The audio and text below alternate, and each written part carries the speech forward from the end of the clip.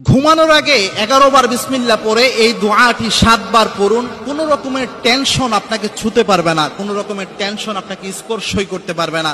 দেখেন, আমাদের মধ্যে অনেক ভাই রয়েছে যারা অনেক ফ্রাস্ট্রেশনে ভোগেন, অনেক ফ্রাস্ট্রেটেড পিপল রয়েছে আমাদের মধ্যে, যারা হতাশায় টেনশনে আত্মহত্যা পর্যন্ত করতে চায়। এরকম মানসিক টেনশনে যারা রয়েছেন, পেরেশানিতে যারা রয়েছেন, তারা ঘুমানোর আগে এই আমলটা করে দেখেন।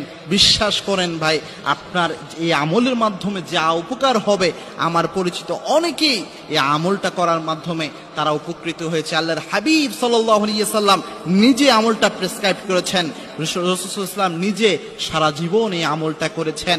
এই যে 11 বার বিসমিল্লাহর কথা বললাম, 11 বার বিসমিল্লাহর কথা সরাসরি হাদিসে পাওয়া যায় না, তবে বিসমিল্লাহ কিন্তু স্বাভাবিক কোনো আয়াত নয়। আল্লাহর হাবিব সাল্লাল্লাহু আলাইহি ওয়াসাল্লামের শ্রেষ্ঠ সাহাবী সাইয়েদনা ওমর, তিনি একদা তার কাছে রোম সম্রাট বললেন যে আমার মাথার মধ্যে প্রচন্ড ব্যথা দেখা দেয়, সেক্ষেত্রে আমি কি করতে পারি?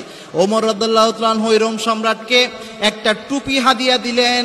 ওই টুপির মধ্যে কি যেন এমন ছিল, রোম সম্রাট যখন ওই টুপিটা পরতো সাথে সাথে তার মাথার ব্যথা ভালো হয়ে যেত। কিন্তু যখন এই টুপিটা খুলে ওই ব্যক্তি নিচে রাখতেন, যখনই মাথা থেকে টুপিটা খুলে ফেলতেন সাথে সাথে আবার তার মাথার মধ্যে ব্যথা দেখা দিল।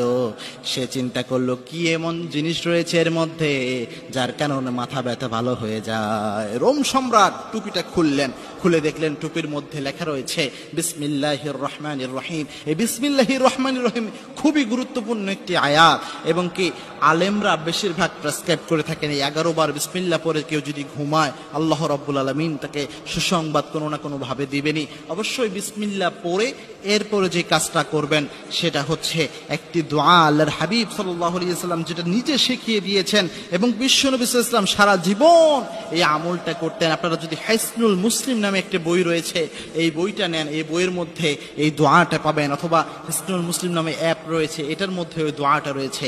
আল্লাহর হাবিব সাল্লাল্লাহু আলাইহি ওয়াসাল্লাম নিজে জানিয়েছেন, কোন ব্যক্তি যদি প্রত্যেক দিন সকালে 7 বার, সন্ধ্যাবেলায় 7 বার পড়তে পারে, হাসবি আল্লাহু লা ইলাহা ইল্লা হুয়া আলাইহি তাওয়াক্কালতু ওয়া হুয়া রাব্বুল আরশিল আযীম, এই দোয়া 7 বার যদি কেউ পড়তে পারে সন্ধ্যার পরে, আল্লাহ রাব্বুল আলামিন যাবতীয় পেরেশানি থেকে, টেনশন থেকে ওই ব্যক্তিকে নাজাত দিবেন। সুতরাং আপনারা ট্রাই করবেন রাতের বেলায় ঘুমাতে যাওয়ার আগে এই আমলটি করার জন্য। অল্প দিনের দুনিয়া আমল দিয়ে যদি আমরা আমাদের জীবনকে সাজাতে না পারি, প্রিয় ভাইয়েরা, আমরা কোনো কল্যাণ পাবো না। এবং ইসলামে যে ইনস্ট্রাকশনগুলো দেওয়া রয়েছে সবগুলোই মানুষের উপকারের জন্য, মানুষের কল্যাণের জন্য দেওয়া রয়েছে।